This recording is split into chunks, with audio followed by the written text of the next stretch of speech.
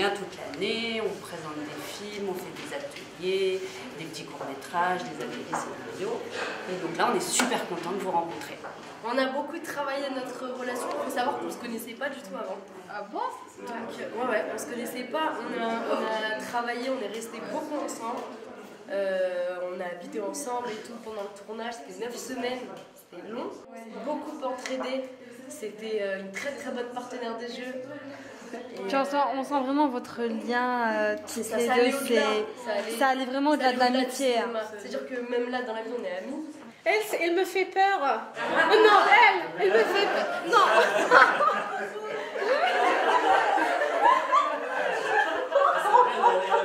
Et là, il y a le danseur.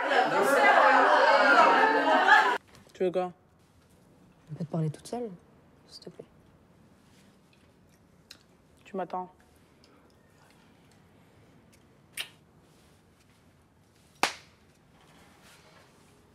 Ouais.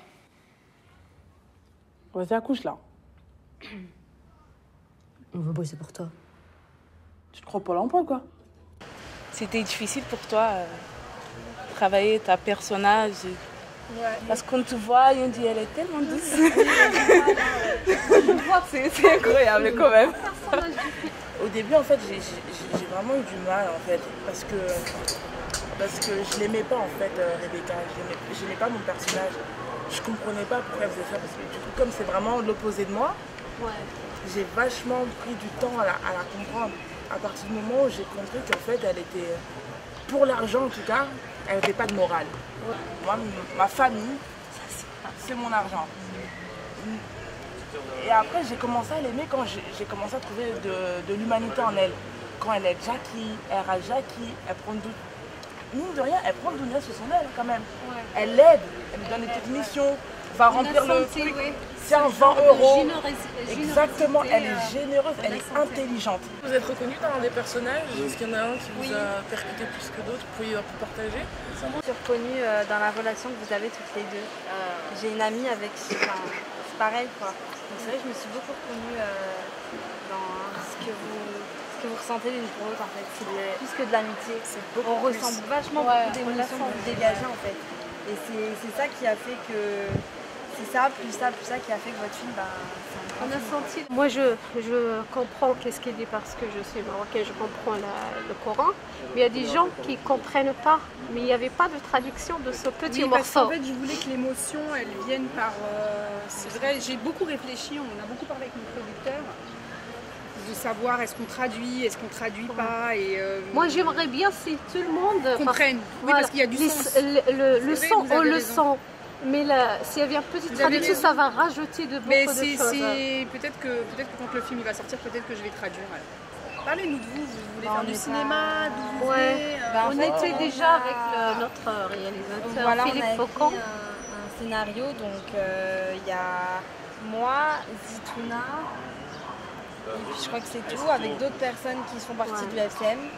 Et c'est lui qui nous enverse ce petit coin de cinéma. Voilà. Pour qu'on puisse intégrer, découvrir, faire de l'écriture. Parce que moi, d'habitude, j'écris, mais à chaque fois, j'assiste. Mais avec ce réalisateur, il nous a aidé beaucoup à écrire. Donc, on a créé des histoires vraies du Maroc, de beaucoup de choses. Philippe Faucon, c'est le réalisateur de Fatima? Oui, tous les scénarios de toutes les personnes qui ont participé et écrit dedans. Génial! Je demandais c'était quelle sa première inspiration, quoi elle a pensé pour faire ce film.